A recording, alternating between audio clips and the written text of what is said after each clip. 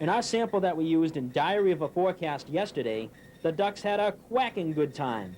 Here's the way I called it. Big puddles in the morning. You may want to allow for some extra time. We'll have the rains coming down. It'll be pouring at that time.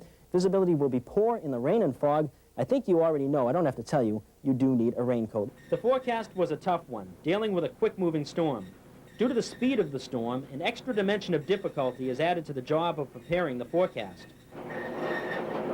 Several factors had to be considered. First of all, I had to decide what time would the rains be arriving in Boston. Now, secondly, how much would we get?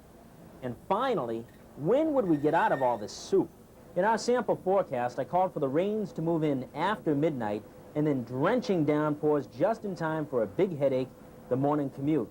Now, what actually happened is we watched low pressure developing off to the south, but that low itself actually tended to develop a little bit more quickly, and some very heavy rains raced on into the northeast, while the low itself bisected New England, slingshot off to the northeast, and then the rains came to an abrupt end right around the end of the morning rush hour.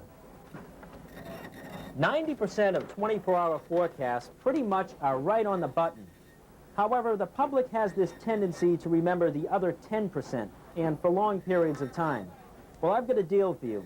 You give me credit for the 90%, and I'll take the blame for that other 10%. How's that sound? Forecasting is a lot like a baseball game.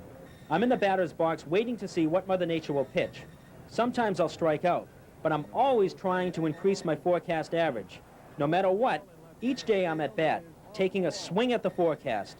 In this sample, I may have hit a home run.